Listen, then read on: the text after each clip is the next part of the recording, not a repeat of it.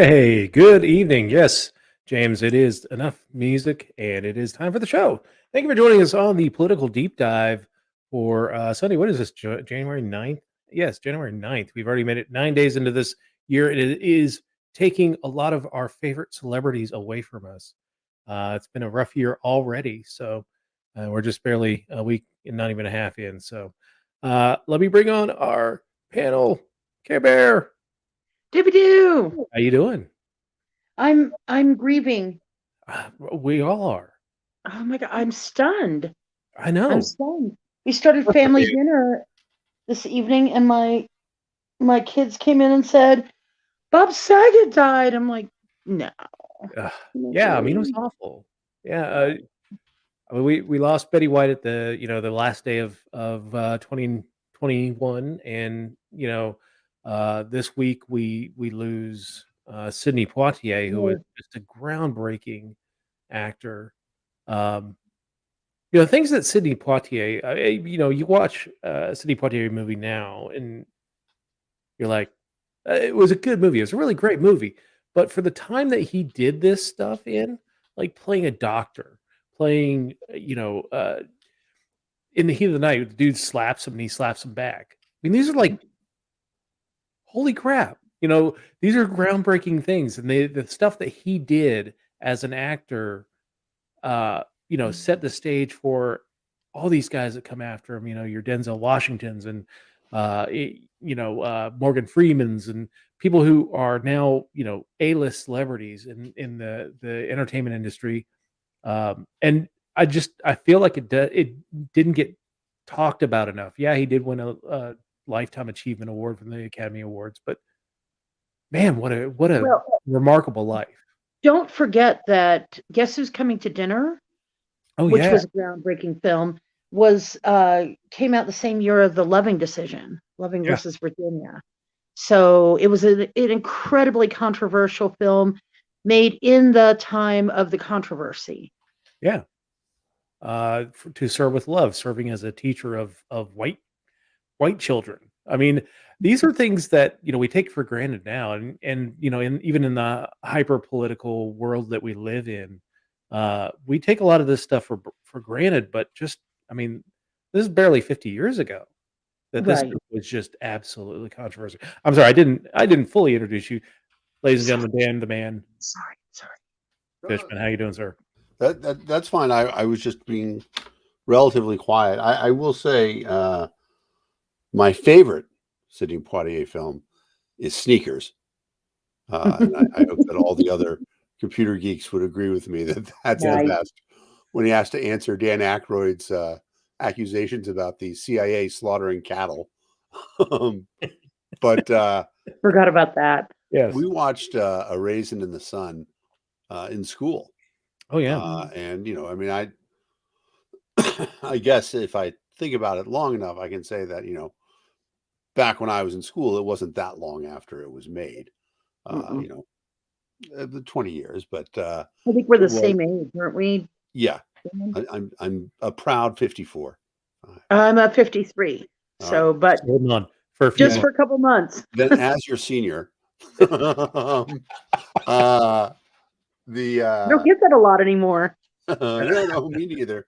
Um, but, it was interesting because he also, he's a person that I think it's really important for everybody to think about separating the art and the artist, because he his art is undeniable, really important pieces, stuff like that. uh, he was political. Mhm. Okay, when you do that, you have to find a way to say, okay, just because he says things that I don't agree with politically doesn't mean that his art is irrelevant. And Right. that's true for a lot of people. We talked about that. We think we've talked about this before about how E. E. Cummings is one of my favorite poets, but he said some pretty terrible things during World War II. Yeah. Um, that sort of thing is common out there. Sidney Poitier is one of those guys that you look at the stuff he did, the ground that he broke, the roles that he took, everything about it. The the renaissance of African American culture being put in the face via movies and popular media and stuff like that. He did it all, and it's definitely it's a sad loss, but you know, as we're going to talk about other things, people die, Yeah. and that's a natural part of life. One of the things that makes us understand how important our lives are is when we realize that they're finite, and so I say it. This is a quote I normally say about uh, when friends of mine have lost a few friends of ours have lost pets recently, and I always say that pets teach us something every day, but they save their most important lesson for the last day. And it's true when people leave our lives as well, and they leave the world. And so, it's sad. No matter how bright your light shines, it only shines for a little while. And Yep. so now we have a hole where Sidney Poitier used to be, a hole where Bob Saget, who is only 11 years older than me, Right. and had access to the best healthcare that money can buy. Do we know what happened? We don't know anything about it yet. So yeah, the sheriff's office was called to his hotel. He's on tour in Yeah. Florida. Sheriff's office was called to his hotel room, and he was unresponsive, and they actually declared him dead at the scene. Yeah. So probably a heart attack of some sort, or he certainly was known to at times be a drug user, but they said they didn't find anything. Yeah. Yeah. And so just that he wasn't necessarily the healthiest person of all time. But my favorite clip from Bob Saget, and we could talk about that a little bit, is the one in Half Baked. Oh God, yes. Where for those of you who haven't seen it, Dave Chappelle is talking about he's at an NA meeting, and he's talking about how he's addicted to marijuana. And Bob Saget jumps up. He's like, "Come on, marijuana isn't a drug. I sucked a dick for coke." And just having it be delivered by, what was his name, Danny Tanner? Yeah. That was very strong. I mean, that was the thing. Like, that was the thing that amazed me about that moment in the movie, because I had actually caught a couple of his comedy specials after he did Full House. Pretty blue. But, yeah, he was very blue. I mean, but the delivery of that, because most people just remember as Danny Tanner, the straight-laced father figure of Full House, and he was absolutely not that. And right, his comedy was fantastic, and and that's kind of what gets lost with his acting career that was on TV, is that you can't do the stuff that he did on TV. It's kind of like Norm Macdonald. Norm Macdonald was the same way. He was a little bluer because he could do that on Saturday Night Live, but when you got him off of onto a comedy or a Showtime special or HBO special, dude was raw. Yeah. And same thing with Bob Saget. Bob Saget was raw, and I think it's great to see that kind of range, that he could play the wholesome father figure in a comedy. And then, and like that video that I sent to the group before we went on air, the one with Jamie Kennedy, where he's Bob Saget, illest motherfucker in a cardigan sweater. Yes. And that's hilarious. It's so funny. And I saw that many, many years ago, and I kind of treasured it. This is one of the things that I really found very surprising and entertaining. And now I just showed it to my daughters at family dinner, and they were just stunned. You're about to witness the strength of Bob Saget. Yeah, there's a I'm pretty sure there's a comedians in the cars getting coffee with Saget. Oh, I'm sure. I don't think I saw that one, but I do love that series, and I will go look for it now. Yeah, it's definitely worth hunting down. I say that not 100% sure about it, because now my memories blur all who was on what and things like that. But it seems like that's Jerry would have had him on because he's so funny. I remember his arc on Entourage as well, which was just fantastic. Oh, I haven't seen that. Entourage is fun. I mean, it's not deep at all. No, that's but not. it's a lot of fun, and it's it's one of those things that Hollywood always likes to do things to make fun of itself. And so in this, you have the stereotypical agent and Mimbo superstar and his friends' agents and stuff like that. And Entourage. I mean, it's loosely based on the life of Mark Wahlberg, who fun. His brother had been an actor beforehand, and then he sort of became a lot larger, but he always had a local posse with him. And the stories in Hollywood are legendary of these Boston guys roaming around, just not taking shit from anybody and pulling East Coast beatdowns on LA people in bars, and everybody being shocked, saying, "How did this happen?" They're like, "We always fight in bars. That's what we do on the East Coast." They're Irish, right? Exactly. Yeah. Mark Wahlberg is a star. Oh, right? A big shining star.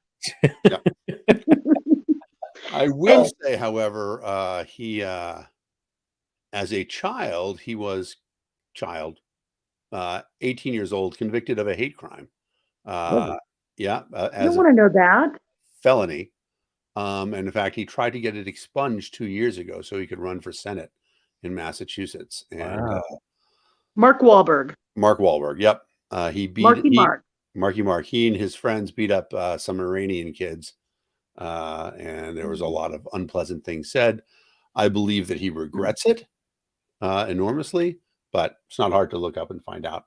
And the reason it was interesting is because obviously I was really into Massachusetts politics, and when he tried to get it expunged, I had mixed feelings about it, because on the one hand, out of curiosity, what party was he running? Republican. He would have been run as a Republican. Oh God, no, I have to feel shame for having sexual attraction to a Republican. No, Massachusetts Republican. Yeah, I mean, remember, Massachusetts Republican is essentially the equivalent of a gay communist in Georgia.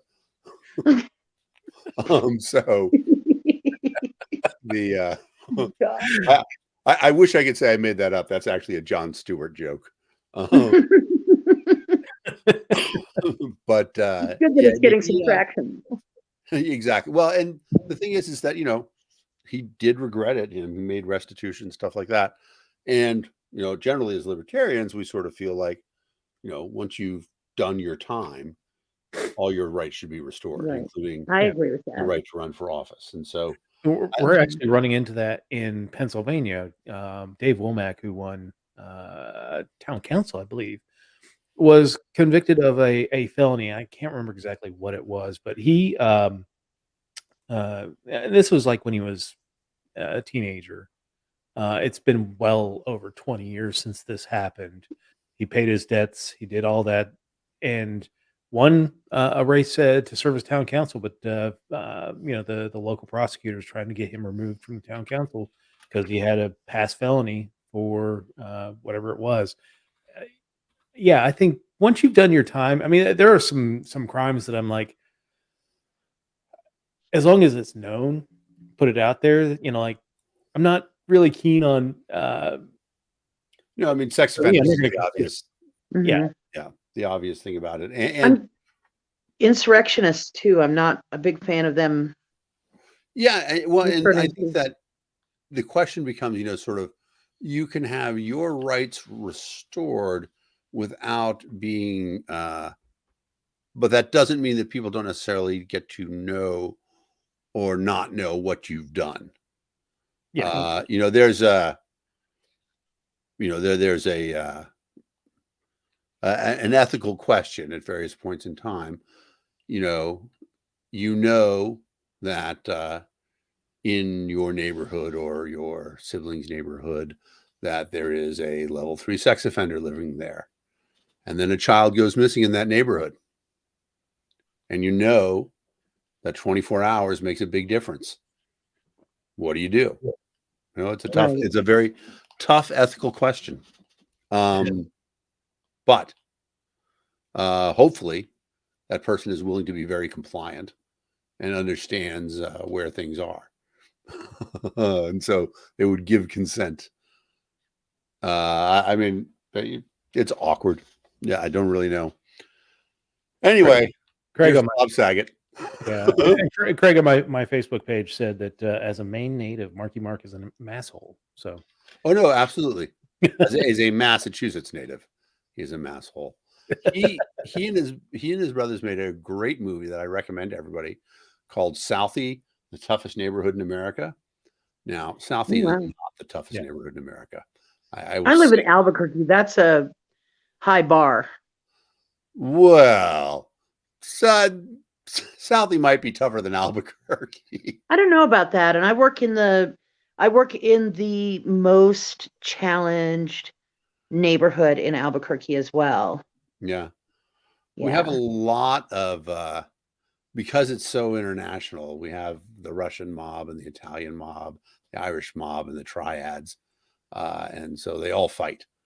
And for a while, it got pretty brutal up until the point that the law really cranked up. But now, Southie's not South Central LA. I don't want to make any illusions like that.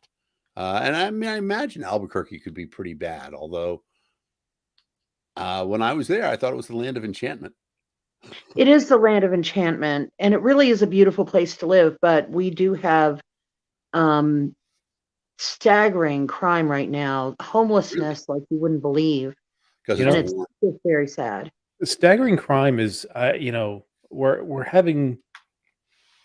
we've had economic disruptions, and when you have economic disruptions, you have crime. Crime, it's just a correlation that will hit us. And overall, if you see the arc of crime in America, the crime rate has been going down for 2 decades, almost 3 decades now. Any raise from what we've been seeing over the last 5-10 years is kind of shocking. I think it does shock our systems, but right. It's the economy, stupid. I mean, you got to fix the economy, and then you'll see that crime rate go down. And it's not just, oh, well, our unemployment rate is 3.9%. That's great, but there's a lot of things behind that aren't telling you the full story of the economy. Right. But Albuquerque does. I think people will be shocked if they went to Albuquerque. The worst part of Albuquerque for me is how many friends I've seen that have had their cars either broken into or completely stolen in Albuquerque, because that's one of the big things there is murder's way up there right now. We had the highest number of murders ever last year, and I forget how many, but it was quite a few. Yeah. And Albuquerque is like relatively small, right? It's like 1 million people.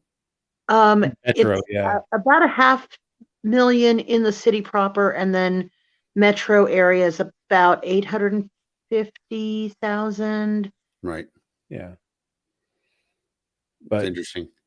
The thing about Albuquerque that strikes a lot of people when they go there is how expansive it is, because Albuquerque didn't grow up. You don't have skyscrapers in Albuquerque. The downtown is kind of unimpressive when you see Albuquerque's downtown.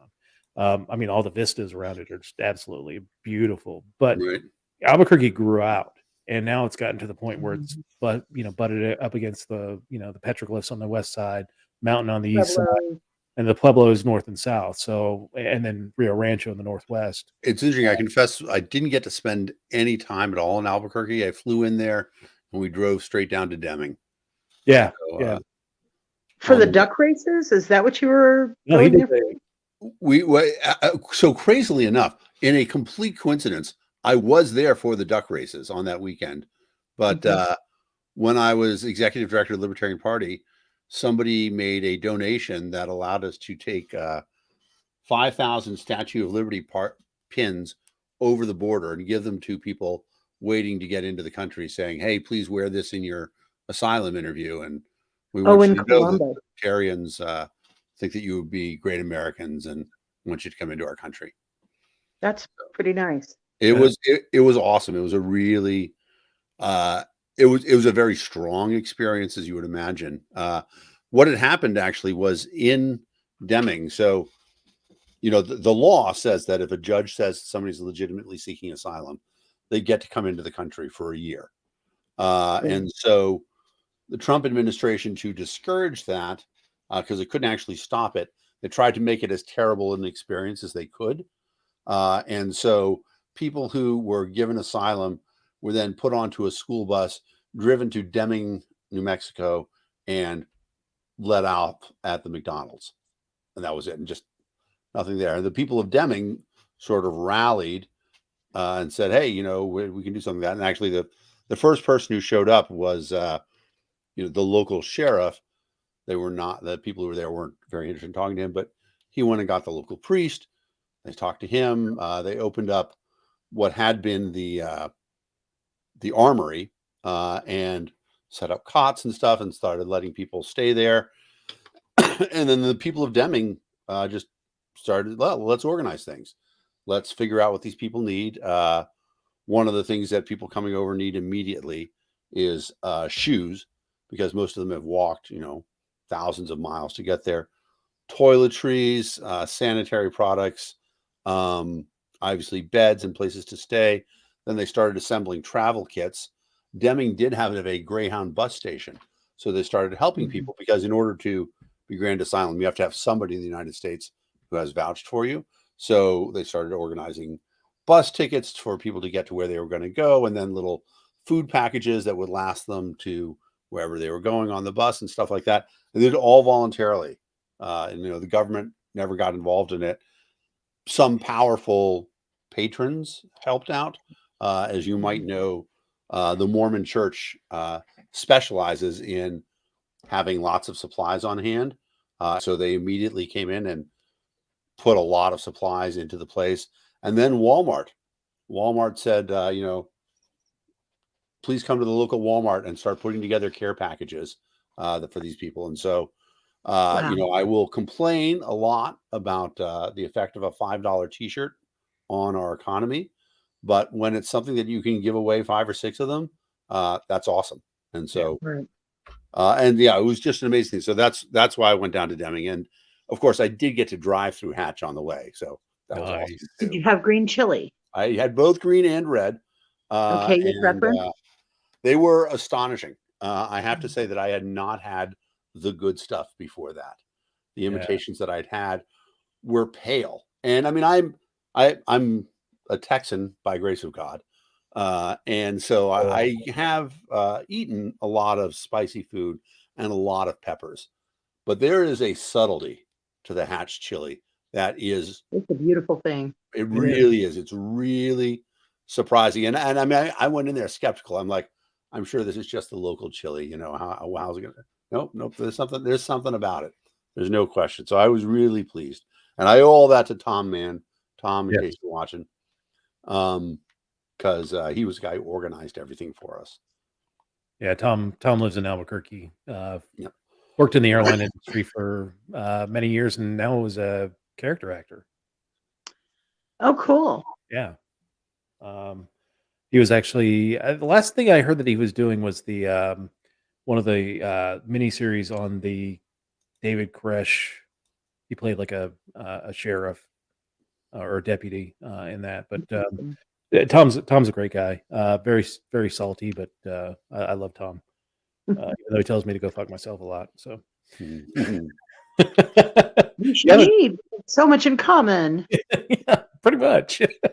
Yeah, I mean, Tom is a classic in that respect. There are many times that I will look at my board and say, just want to let you know, I know we were going to have a conversation about this thing. This is a preemptive fuck yourself.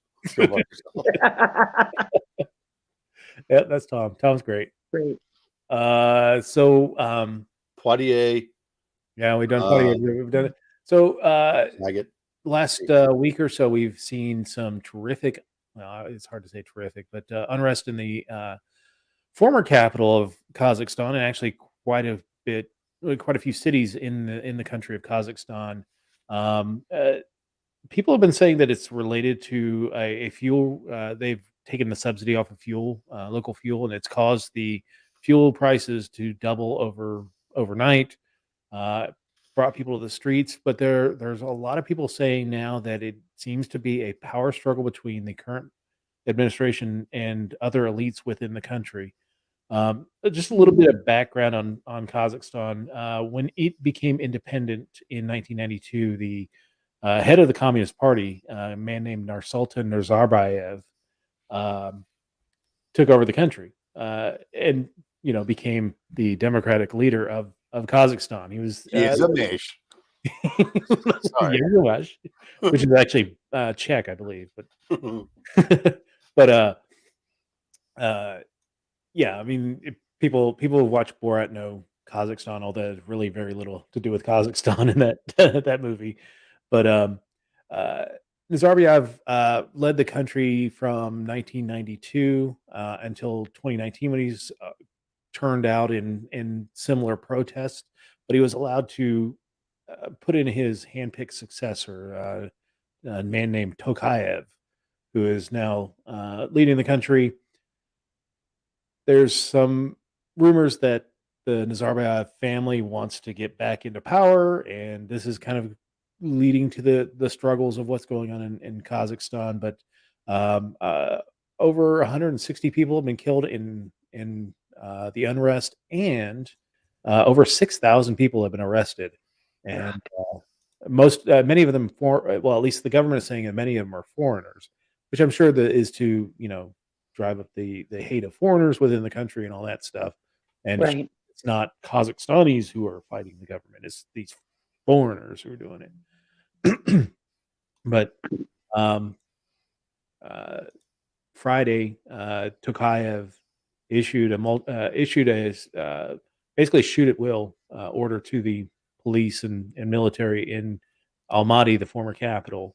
There is so he's based in this capital called Nur Sultan, which is named after the old president. Yeah, like they built it's a purpose built capital in the middle of nowhere, and isolated from pretty much the masses because Kazakhstan's a fairly large country. It's basically like the size of the entire East Coast to the Appalachian Mountains. So, um, that's he's keeping the people away from him, but the cities are starting to burn. So that's why he's issued the shoot at will order, which that's going to be. It's been messy. There's been a few people who have been killed trying to get close to the Capitol buildings or the buildings in Almaty. So, no, it's never fun to see these. I mean, Kara and I do the haiku d'etat when there's a coup happening somewhere in the world, and we just kind of base it off of what's going on in the country. It's nice that Kazakhstan is 4 syllables if you're going to do the haiku d'etat. Yes. I'm fascinated by the last stand of tyrants. Yes. Because that's what we see around the world. And, it used to be, I think about this all the time, prior to the American Revolution, the idea that people would actually run their own lives was just barely alive in England. And really, the English didn't ever envision democracy like ours. We sort of pushed the bubble. And then, it happened to sort of all over the world. And you had these great revolutions happening and populism led by political figures who rallied the people. I think Napoleon is probably the best example. He makes himself emperor, but with the will of the people behind him. And that becomes a popular form of government because you couldn't resist the people, the might of the people. What's the people united? It can never be defeated. Si se puede. However, technology has made that change a little bit. Whereas, 1,000 people with pitchforks could depose a king. 1,000 people with pitchforks can't dispose a tyrant with a small army, and that's a critical thing where we are in terms of this last stand of tyrants. And you see it in Turkey, and you see it in Kazakhstan, and all the other places where. But we're also seeing the rise of new ones. I mean, you look at Venezuela, you look at Viktor Orban in Hungary. You're looking at, just and the ones that have replaced. We'll talk about another guy here in a minute. Actually, he's much better than the previous one that he replaced. But um, it almost seems like we're in some of these places we're just kind of rearranging the deck chairs. Yeah, and the problem is that it becomes a real question, especially for people of a libertarian bent. Is there an obligation for us as the holder of the sacred flame to say people can govern themselves? We want to support that. I mean, obviously, we wish that there was no government, but a government of, by, for the people is better than a government of tyrants who keep the people subservient. And so, what is our obligation then to?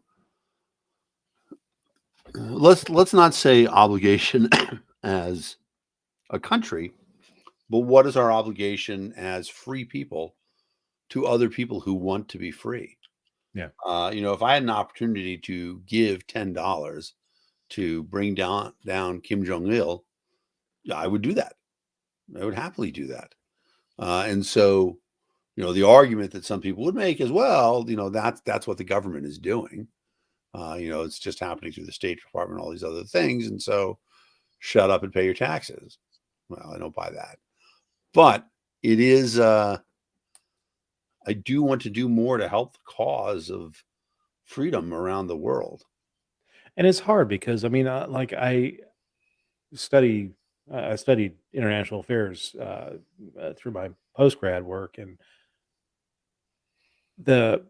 what the government's done has let's take Somalia for example. Somalia was a classic Cold War Betty. Like they hopped into bed with whatever side would help them at that time. Siad Barre was the old ruler of Somalia. So he would play the United States and the Soviet Union off against each other. He would, hop into bed with the Americans and get weapons and all that fun stuff. And then 10 years later, he would hop into bed with the Soviets and do the same thing. Right. And basically what happened is those, when he fell, when the civil war in Somalia took him down, those weapons got dispersed to the hinterlands and created all these warlording factions. And I don't know, it's problematic. It's definitely a moral issue. Yeah, I mean, how do you an ethical issue? How do you justify? Would you send money for arms? Would you send money for what would you do? The argument I always make is we do a lot more by bringing free and open internet to everybody than anything else we could do. Internet that people can access on a cell phone, broadcast through the air. And Elon Musk's his Starlink satellites that are going over are going to revolutionize communication. You're going to be able to get, people in China are going to be able to communicate openly. People in Iran are going to be able to openly communicate and find information. One of the things that they're doing in Kazakhstan right now is they're, allowing the internet only for like 1 or 2 hours a day. Right. You have those Starlink satellites providing internet uninterrupted. Yep. Well, and I mean, the United States did stuff like that for a long time with Voice of America and other things like that. But here it's participatory. So people are going to be able to get involved. And I think, the governments recognize that there's certain things that they can't take away or it will cause a revolution.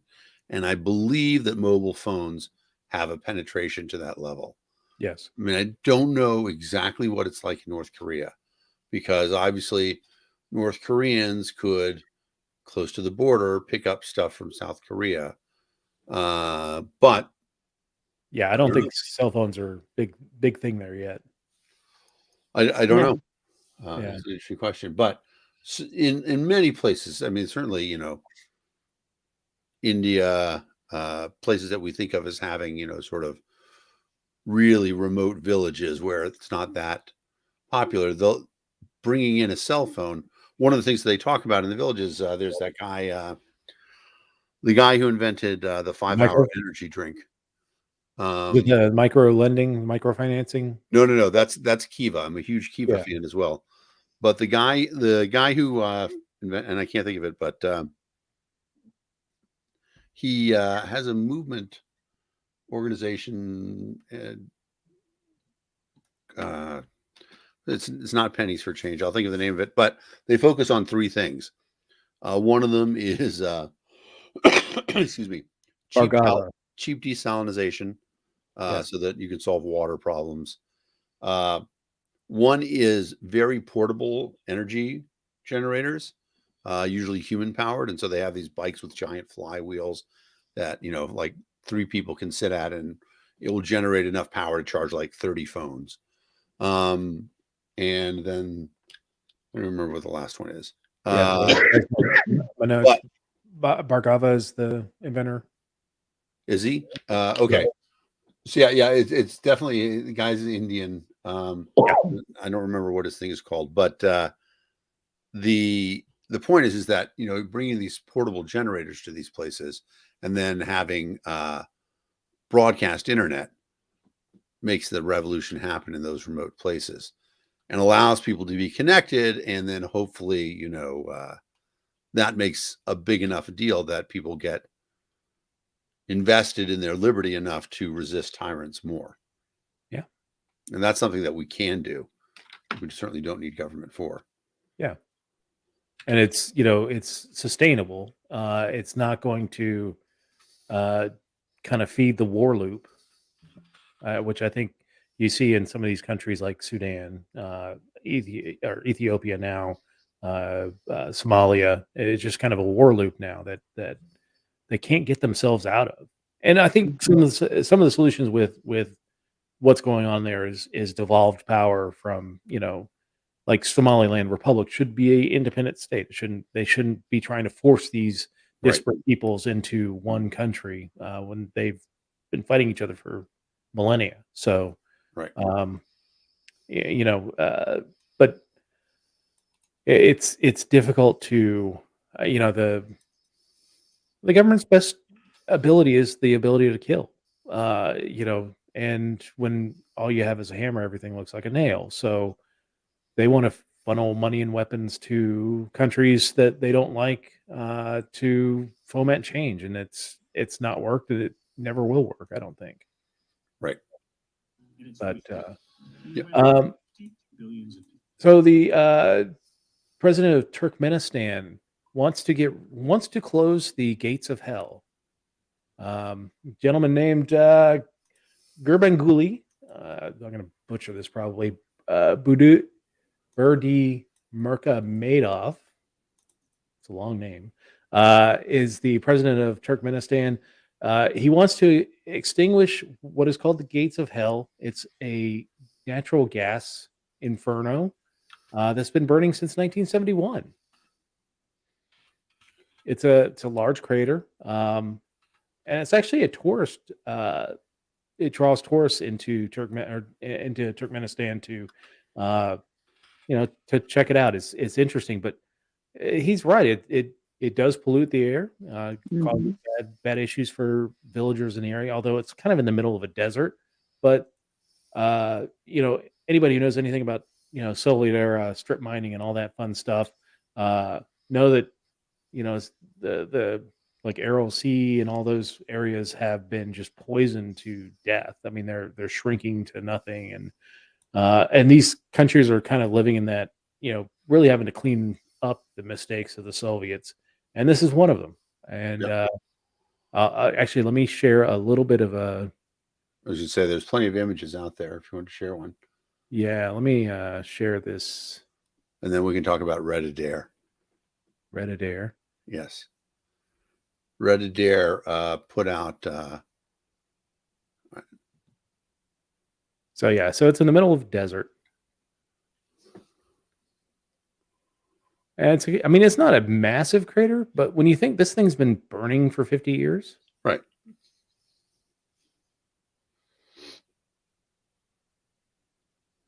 I mean, it's impressive that, I mean, yeah, it's being fed by the natural gas underneath the ground there, but and it will, if they don't do anything, they'll never burn out. I mean, I guess until it eventually reaches the end of the gas supply, but that's well, the other thing about it, of course, is that if you put it out, then all the gas is released into the atmosphere, as opposed to here where it's consumed relatively cleanly. But yeah, so Red Adair put out oil well fires in Texas. Oh yeah, there's a great movie about him with John Wayne, and the essence of it is, and they used the same techniques. His company was involved in putting out all the oil fires in the first Gulf War, and essentially what you do is you surround the fire with dynamite, and you set it off, and the force of the implosion drives all the air out of the area, and no air, no fire. So I mean, they could put that out themselves, right? You could just fill it up with stuff. It would be a lot of labor, but then the gas would still be getting out. So it's kind of an interesting question. But the right thing to do would be to sell the rights to Exxon. I guarantee you they'd take care of it. Sure. But yeah, I mean, it's kind of a two-edged sword, though, because I mean, one of the things that, and if nobody knows the story of Turkmenistan, all these random, just goofy facts about these post-Soviet countries. Turkmenistan was ran by a guy. This was another post-Soviet. He was a pre-Soviet communist who ran Turkmenistan. After the fall, he took over Turkmenistan, ruled with an iron fist. He called himself Turkmenbashi, and was insane. I mean, quite literally insane. He tried to rename 2 months after himself and his mother. Can't fault the guy, just like Julius and Augustus Caesar. Yeah. That's why our calendar really doesn't make sense. But Turkmenbashi ran Turkmenistan with a iron fist, wouldn't let anybody into the country, wouldn't let anybody out of the country either.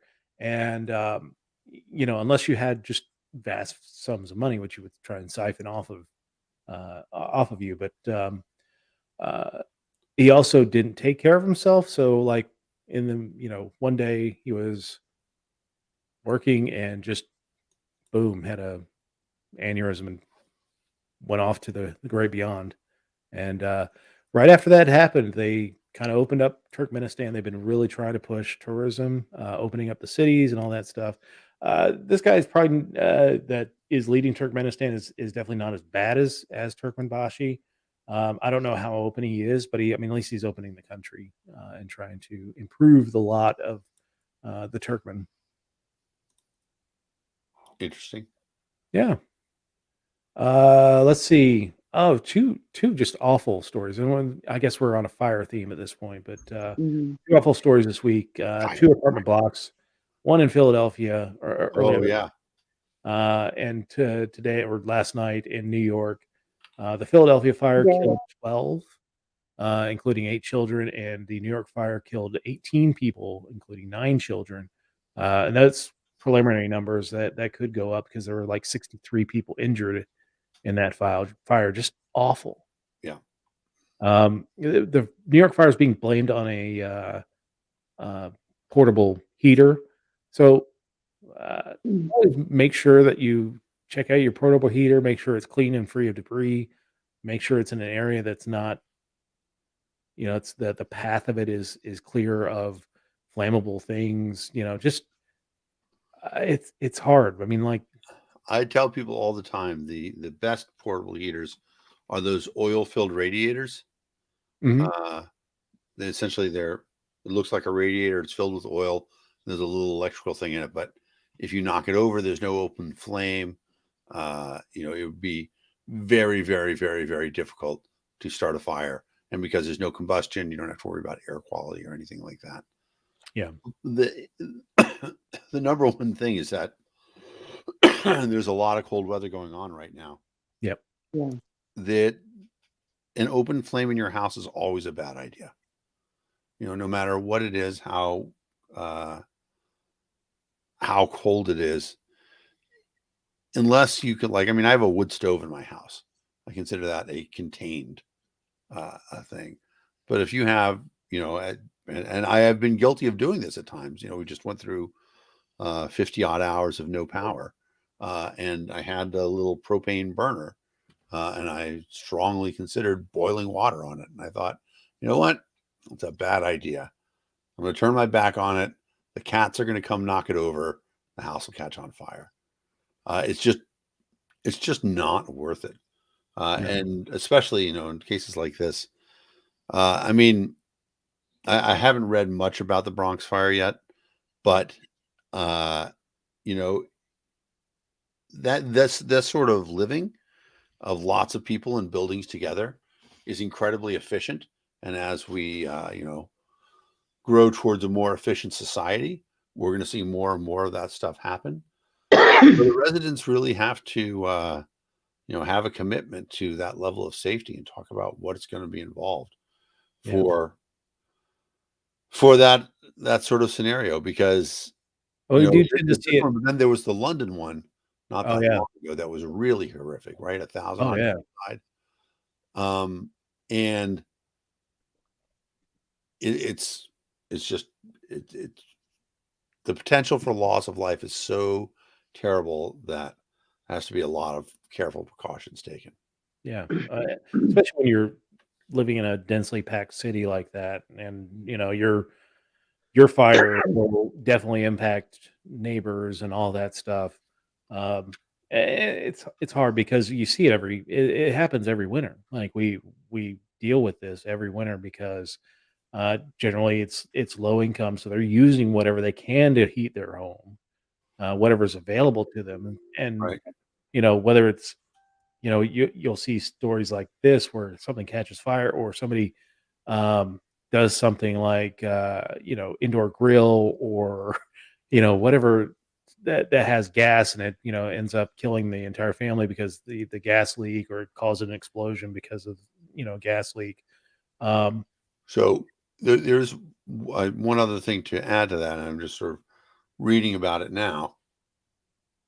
We can take this for the value that it is, but the chief said that they were extremely understaffed because of the people who weren't there because they didn't want to get a COVID vaccine. Yeah.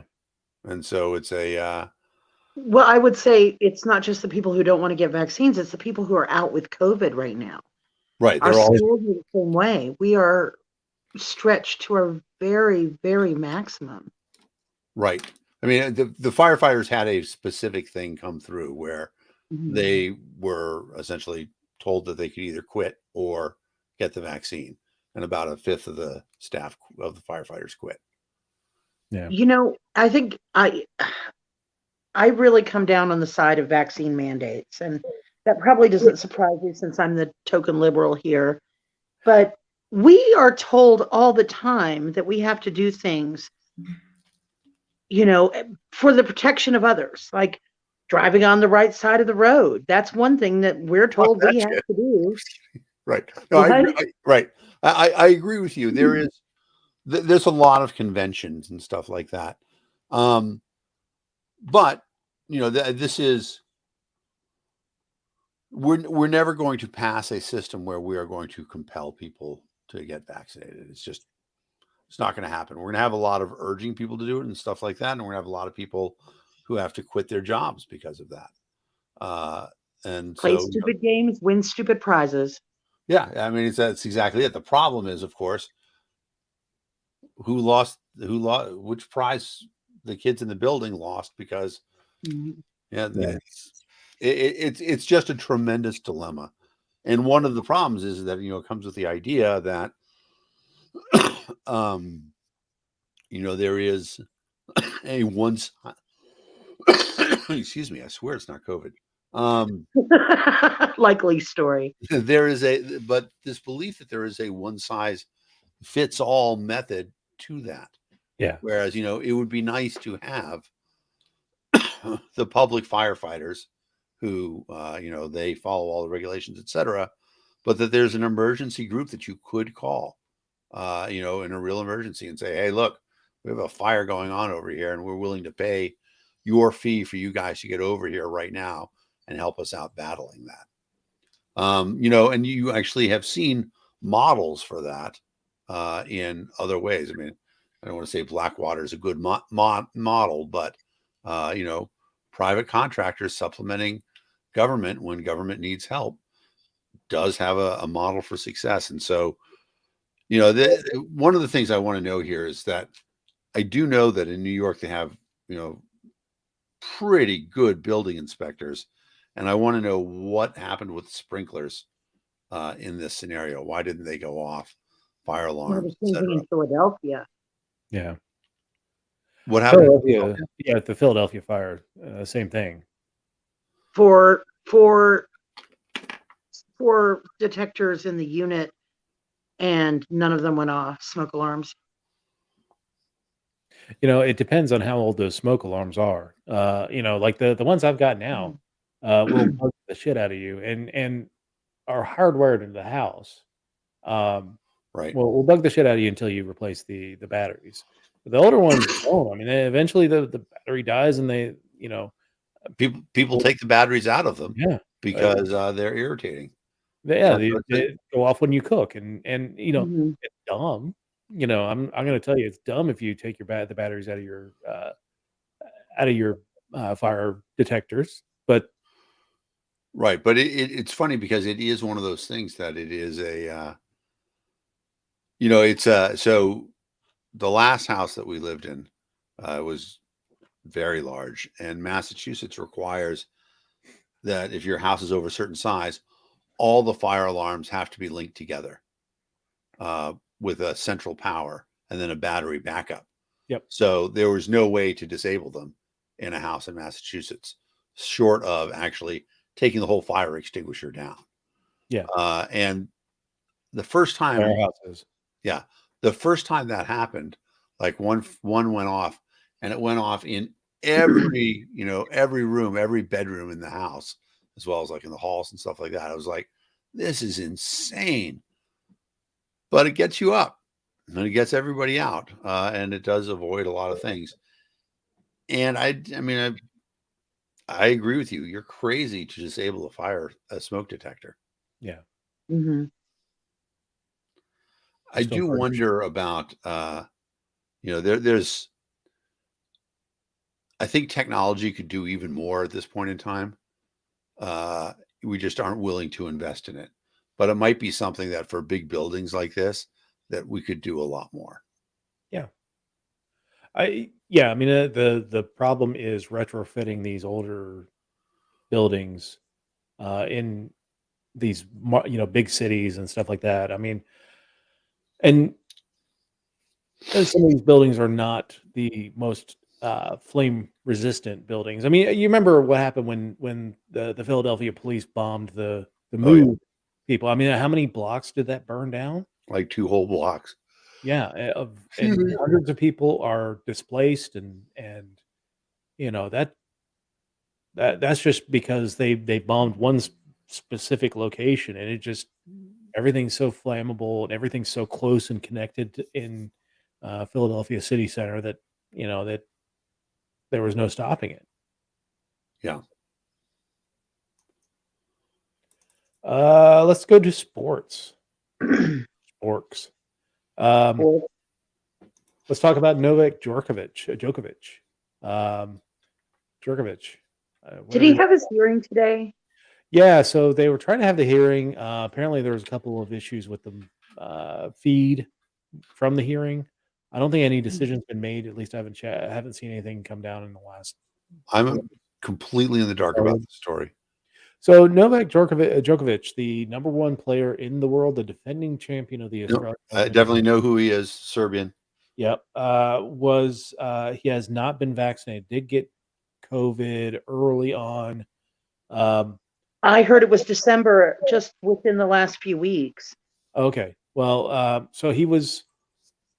There was, of course, Australia's been very much stricter on COVID than pretty much any country in the world, except say maybe New Zealand. But Right. Supposedly Djokovic got a visa to attend the Open, saying that it was an exemption. He gets to Australia, something happened with the visa, and he didn't fill out something correctly. May have lied on it. I don't know. I guess that's what the court case is deciding right now. But the Serbians are accusing the Australians of detaining and imprisoning Djokovic. He's basically being held in a hotel until this is decided. He's actually free to leave the country at any time, and the Australian authorities at some point will make the decision on what they're going to do. I think fairly quickly, because I think next week the Australian Open starts. But this is a difficult one. I'm not. For me, I think that I tend to view at times the idea that countries can, your community, right? Your neighborhood could certainly make a rule and say, you know what? On our private property, we don't want anybody coming in who's not vaccinated. Yeah. Nobody would think that's wrong. Is there an argument to be made that a country is just a very large neighborhood community and that the Congress is the homeowners association? Oh. I mean, I get that. I'm very much a freedom of movement advocate. I mean, I get in this reason why they're doing what they do, and not my country, not my rules. But yeah, I mean, this does have me kind of conflicted as to what side should I come down on. Should I come down on the freedom of movement, that people should have the right to self determination, or should hey, respect the rules of the country that you're going to? Considering that, I mean, he knew what they were. You can think that it's terrible, but I would argue that he would have been a lot more effective organizing a boycott of his fellow tennis players and not going there. Sure. We talk about this all the time. Freedom of speech doesn't mean you get to come into my house and protest. Right.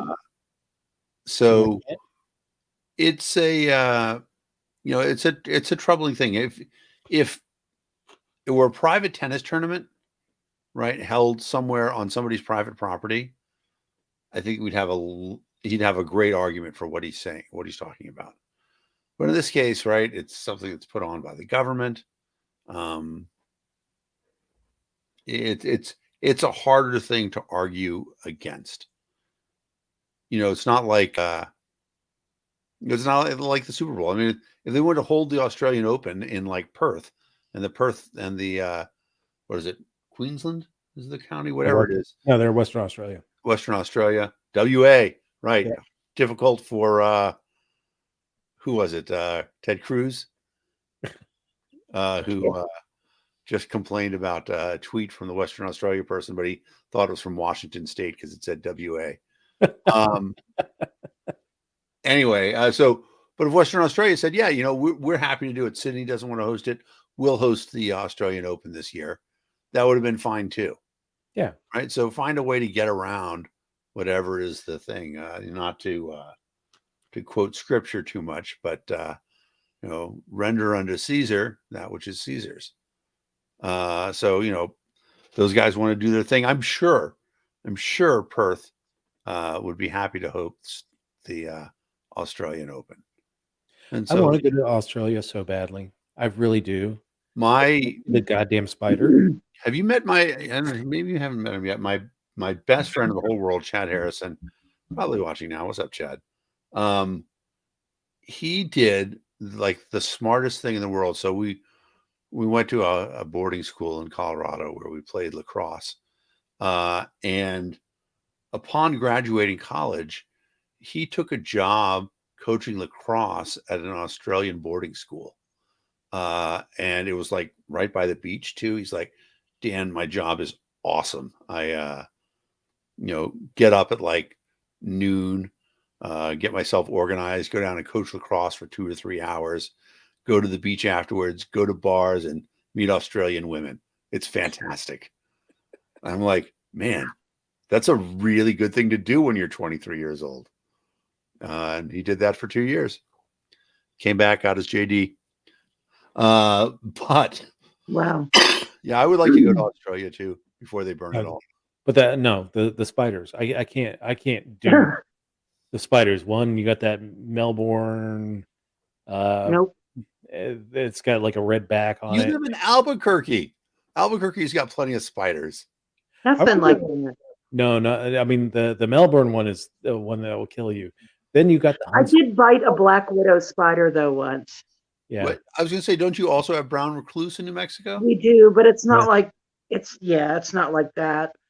Right. We have very few bugs here. It's very nice for that. But what's up, man? I was going to tell you, David, I don't know if I had mentioned it to you before, but did you know that Tom Udall is now the U.S. ambassador to New Zealand and Bali? Oh man, tough gig. Or New Guinea. Probably New Guinea. New Guinea, yeah. Yeah. Tough gig. I know, right? Yeah. Yeah. I can look at that. At least we got someone there. Tom coming to crash. Yes, man. Yeah, that would be fun. Yeah. Because New Zealand does not have the spiders that Australia has. So no, it doesn't. I could do that, definitely. Yeah, Australia is a little frightening. I do need to bounce though, because I have oh God, I've got to go to work tomorrow. And I just feel like weeping. It's been terrible. I took my readers off and now I can't see anybody. Wait, there you are. Thank you for what you are doing. Yeah. Because if you didn't, it wouldn't get done. And that would be worse. I love what I do. It's tough though. Boy, Monday morning. Yeah. Well, I will tell you, I'm having the same crisis of conscience right now. I am, very torn, working in politics and the liberty movement, stuff like that. It wears me down, especially now. But I sort of have this feeling that, this is my debt. As I've said before, I'm a weird dude. I would be in jail in any other country. And so my debt to this country is that I get to be a weird dude and not be in jail. So I ought to do something to try to help it out along the way. I like that. Well, thank you for what you do. Our politics may be different, but I admire you very much. We're good people. If there's more good people, politics becomes less and less relevant in our lives. Exactly. That's right. Man, we should close on that note, I think, Dave. I'm gonna go, but I love you guys. All right. See you guys later. Love you, Care Bear. Bye. Love you. So Dan, let's talk NFL playoffs, man. I think the Raiders won, right? They are winning 29-14 with 7:56 left in the fourth quarter. So yeah, they're gonna win and knock San Diego out of the playoffs. Los Angeles. Los Angeles. Never get used to that. Yeah. So it's interesting because so I guess that wraps everything up. Yeah. Baltimore didn't make it, which is crazy. Yeah. So I'll kind of go over in the AFC. The Tennessee Titans are the first seed. They No, get the bye for next week, so they don't play. Kansas City will be playing Las Vegas. The Buffalo Bills will be taking on the. I'm sorry, no. Kansas City will be taking on the Pittsburgh Steelers. right? Las Vegas will be playing Buffalo. They'll be traveling up to Buffalo. Yeah, That'll be a good matchup. yeah. The Bengals and the Patriots will be the 4 or That should 5 be matchup. That'll be in Cincinnati. that should be a pretty good game. Except the Patriots really stunk it up against the Yeah. Dolphins today. But in all the time that I have been a Patriots fan, the number of games the Patriots have dropped in Miami is way out of proportion. Like, I ask any Patriots fan, it's the game to bet on. And of course, I forgot to bet on it. But Well, I think it's because you're playing in New England. You play your division foes are Buffalo and the Jets. So the yeah, cold weather cities. You're playing majority cold weather, and then it seems like every year that last game is going to be New England and Miami in Miami, and I just I think that it overheats them. Like it's hard to compete when you've been freezing your butts off, and then all of a sudden you're going down to 80-degree Miami. yeah. So yeah, I mean, I think that saps it out of them.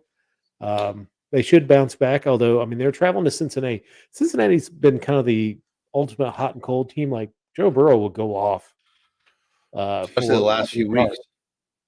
and then they'll drop a game to like the Jets or something like that. Right. So, um, but the thing with Cincinnati is they've been playing really well to the higher competition. So I expect to see that again next week. Their first playoff game uh, at home in a long time, and Yeah. they haven't won a playoff game since 1991. I shared a meme today saying that no one has ever sent a text message about the Cincinnati Bengals winning a playoff game. Other, I guess, Pretty funny. hoping that they do. I don't know if you saw my thing about the Colts. Yes, But I mean, it's true. staggering. Yeah, 2 weeks ago, they were on fire, right? They yeah, beat the Cowboys, they beat a whole bunch of people, and now they're not in the playoffs. yeah. I mean, they were rolling, and yeah, you're right. That meme that you shared was went for 2 weeks from being the team that no one wants to face in the playoffs to being the team that no one will see in the playoffs. Uh, they just really, I mean, Yep. I I watched, feel like I should check on our friend Sam, who's a huge yeah, Colts fan, see if yeah, he's okay. that was a rough one. It was. I mean, it's a crushing loss. And then the other interesting thing to see is, the AFC is going to be really good. I mean, this is the first year I don't really look at anybody and think anybody is a dominant favorite. I mean, the No, I mean, you can Packers in look, the NFC are yeah, pretty tough, and it's tough to go up to Lambeau and win. and they've got But home field too. yeah, exactly. Um, but for the Titans, first of all, for the Titans, having lost Derrick Henry and still win the AFC is pretty astonishing. But the Titans were capable of stinkers too. I mean, they were the first team to lose to the Jets. Right. Um, But I mean, they had some tough ones where they were like, "Really, you're losing to that team?" but that's all the post Derrick Henry stuff, right? I mean, No, that was before Derrick Henry got hurt. Was it? That was earlier in the season. It was kind of like a really head scratcher. It was the Jets' first win of the season, and Henry was in until like week 10 or so. Yeah. But yeah, there's no real favorite. Let's talk about the NFC. That's so we said the Packers got the home field. They got a bye next week. Tampa, the 2 seed, will be taking on the Philadelphia Eagles. Yep. That'll be an interesting amount. That should be a pretty easy one for Tampa. They'll host. Yeah, I think so. The Eagles are I can't believe they're in. Yeah, oh, I can't either. I watched that game against Dallas, and they looked awful. Speaking of Dallas, they've got the San Francisco 49ers. 49ers. They got lucky with that draw. It is. I mean, it's a tough game for them anyway, though, because I don't know if you watched the 49ers Rams game. 49ers. I mean, they got some 17-0. Yeah, coming back from a 17-0 deficit, but Garoppolo is still injured with the thumb issue, which it can get better, can get worse. Who knows? Yeah. They're turning right around to play next week. So Yeah, but they got Joey Bosa. They got one of the Yeah. Bosas. I don't remember if it's Joey or Nick. I think. And Deebo Samuel's unbelievable. Really. Yeah, their defense is pretty stout. Yeah. It's just So whether it's going to be interesting. I mean, the Cowboys, the thing is that they have a great offense when they want to play, but a lot of times they just suck. And I say that as a Cowboys fan. So I don't know how that's going to go. It's going to be interesting to see, Tampa's got a great draw with the Eagles because I don't know how good Tampa is this year. But the guys who like the game that's going to be insane, right, is the Rams-Cardinals game. Oh my goodness. Yeah, that's going to be a fun one to watch. And then the other thing that's worth mentioning is how good is the NFC West? Rams, Cardinals, 49ers, and then the team that didn't make it out of the NFC West, Seattle. Seattle just beat the Cardinals. Yep. So, you're talking about some pretty good teams. I was going to make an argument that the AFC North was really good this year with Cincinnati, Cleveland, Baltimore, and Pittsburgh. But Cleveland, Baltimore, and Pittsburgh didn't make the playoffs. So no, Pittsburgh did. Pittsburgh will with the loss by the right. Chargers, who losing this game, they'll miss the playoffs. Big Ben gets his final shot. But we'll probably lose to the Chiefs. Yeah, I would think so. It's funny because the fact that the Chargers and the Raiders could have tied and they could have both made it through. Yeah. I was kind of hoping that would happen, but I'm excited. It's going to be a great playoff series. Now, when is the Super Bowl? Super Bowl is let's see. February 13th. February 13th. Okay, yeah. So we'll still have 2 weeks in between the last playoff game, the division championship, and the Super Bowl. I believe so, yeah. I was wondering if they pushed everything back, how far it's going to be. Oh, you know what it is? This is further back than it's ever been, though. So they pushed it back a week. That's Valentine's Day weekend. It is. Thank goodness. And now I've got an excuse to not. Got an excuse. Gonna have to take her out on the 12th, man. Sorry, honey. But and then we go right into the relaunch of the USFL is relaunching sometime in March, I think. Tell me Trump's involved again. He is not involved. Although remember, he was the owner of the New Jersey Generals. Yeah, I don't think it's a ownership-based league at this point. Oh, really? I think it's wholly owned by Fox. Oh. Which would, knowing Fox News, it would make sense that Trump eventually gets involved in it. But, exactly. I think Trump's going to be busy for the next 2 years, so you're not going to have that happen. I have been fascinated by the different league structures that have come around. I think Major League Soccer has it the best, where the league is actually owned by all of the owners together. And then you have a team that it's like yours, but the league works it together. And that's been the best of all the ownerships. It'll be interesting to see what happens with the entire league being owned by a television network. Yeah. Well, I mean, they tried to do that. I think the old XFL, that was the first iteration of it, was owned by NBC and WWE. Right. I remember it. It was a good, effort. Just not. But they had some good innovations. They innovated the camera in the middle of the field. Yeah. Yeah. What about, as far as, I think an innovation that American sports could really do with is promotion and relegation. Yeah. I mean, we don't have a minor league for football, but we could. Yeah. I mean, honestly, as popular as football is, you could probably start minor leagues fairly easily. Right. Although the thing is that with free agency being what it is, why would anybody want to play in one of the minor leagues if there was an option to play. But and for a lot of those players, there's not an option, and it's ability to keep their career going, to get a team promoted to the major leagues. Now, all of a sudden, you're back in the major leagues again. Yeah, it would be interesting to see. I think it would work better in baseball. It would work better in baseball. American soccer could do well with it. Yeah. Hockey. I mean, I could see hockey doing well with it too. I mean, you Yeah. see promotion relegation in the European leagues. Yeah. It's I just think there's got to be a stop to.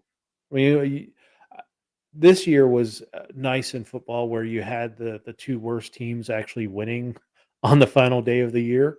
But so many times you see in these professional leagues where the last place teams are kind of doing this race to the bottom with no real there's no real incentive to keep winning.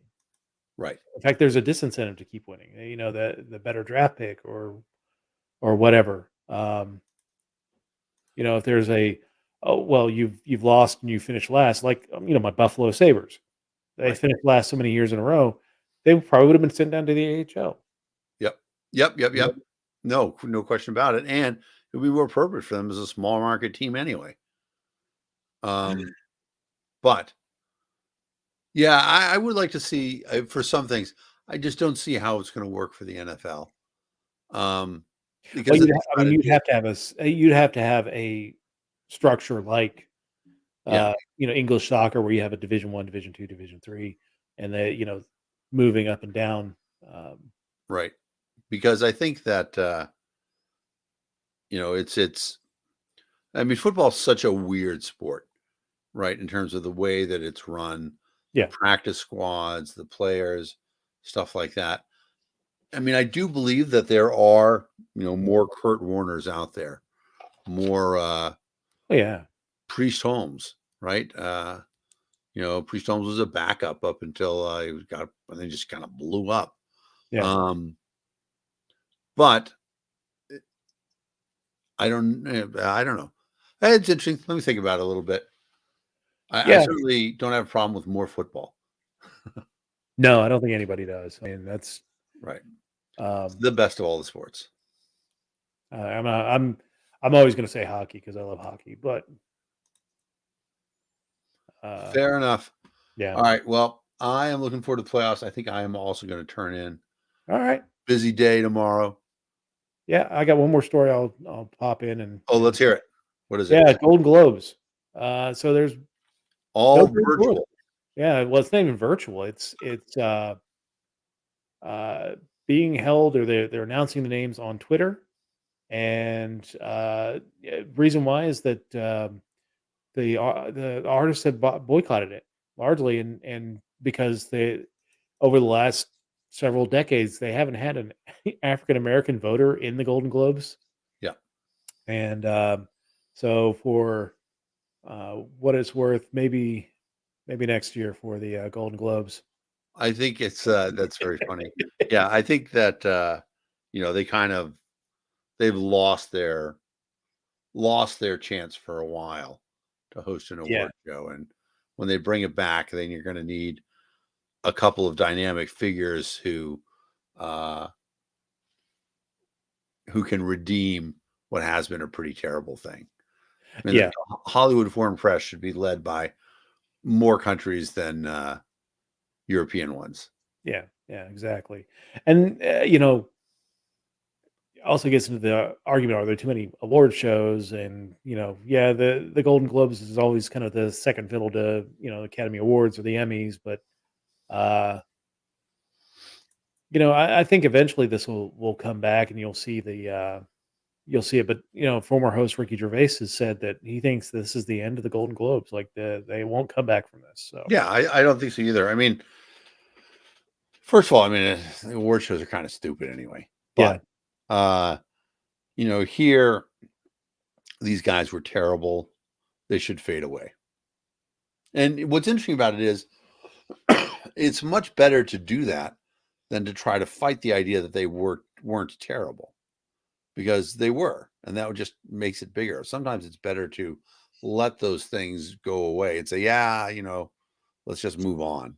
Or create a new award show of some sorts. Exactly. Yeah. Right. Call it, the golden boobs or whatever. Yeah, I was not talking about Kim Kardashian or anything as the Golden Globes award ceremony. Yeah, exactly. All right. Well, that exhausts the topics for the week. Got anything else for us, Dan? Plug people for liberty. Plug people for liberty. Well, so People for Liberty on Saturday, we will be doing a MLK broadcast. Saturday is Martin Luther King Day.